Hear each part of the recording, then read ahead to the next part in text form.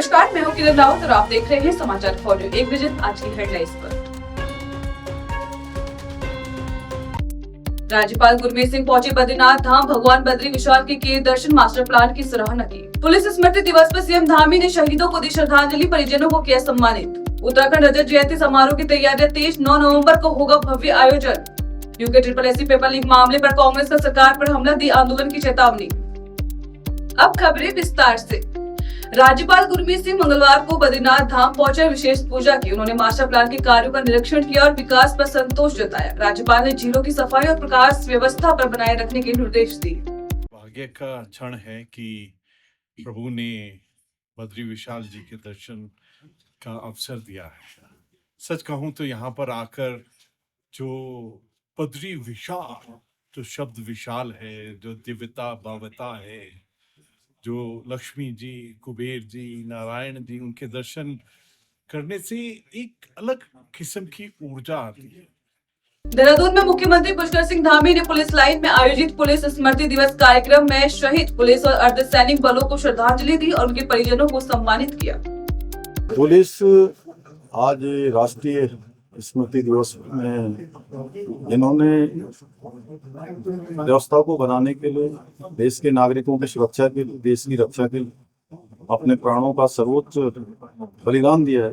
मैं उन सभी को नमन करता हूँ, उन सभी को मैं अपनी श्रद्धांजलि व्यक्त करता हूँ। साथ ही उनके पारिवारिक जनों को मैं प्रणाम करता हूँ, जिन्होंने देश की रक्षा के लिए, देश की व्यवस्था के लिए अपने पारिवारिक जनों की आहुति दी है। यूके SSC पेपर लीक मामले में कार्रवाई न होने पर कांग्रेस ने सरकार को घेरा। कांग्रेस प्रदेश उपाध्यक्ष सूर्यकांत धस्माना ने आज प्रेस वार्ता कर सरकार से सवाल पूछे और चेतावनी दी कि यदि मांगे नहीं मानी गई तो कांग्रेस सड़कों पर उतरकर आंदोलन करेगी।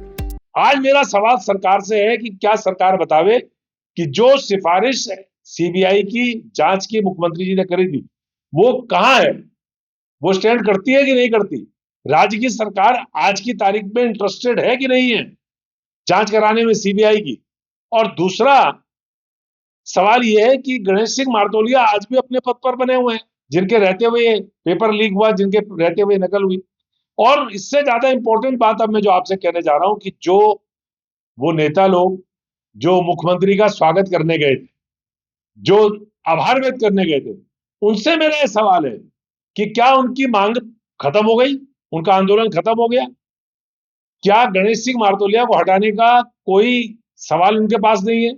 क्या सरकार से उनका कोई ये सवाल नहीं है कि पेपर लीक कैसे हुआ ये पता लगना चाहिए? इस राज्य के लाखों बेरोजगार नौजवानों के भविष्य का सवाल है। एक पेपर नहीं, दो पेपर नहीं, लगातार इस राज्य की सरकार के रहते हुए जिस प्रकार से नकल हुई, जिस प्रकार से पेपर लीक हुए, जिस प्रकार से भर्ती घोटाले हुए, हम बार बार ये कह रहे हैं कि इसके पीछे एक माफिया तंत्र है और वो माफिया तंत्र को राज्य की सरकार का और सरकारी दल का संरक्षण प्राप्त है। राज्य स्थापना के 25 वर्ष पूरे होने पर उत्तराखंड सरकार 9 नवंबर को रजत जयंती समारोह आयोजित करेगी। मुख्यमंत्री पुष्कर सिंह धामी ने प्रधानमंत्री नरेंद्र मोदी को कार्यक्रम में शामिल होने का निमंत्रण दिया। देखिए, राज्य का ये हमारा बहुत बड़ा अवसर है। 25 सालों की यात्रा राज्य की पूरी हो रही है। ऐसे में इस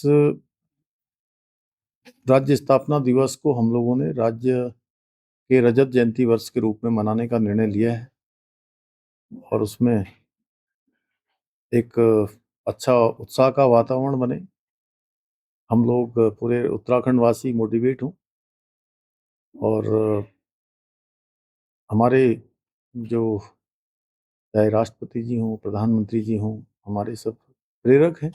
हम सबका उत्साहवर्धन उनके आने से होता है। निश्चित रूप से वो जो भी व्यस्तता होगी उसके बाद।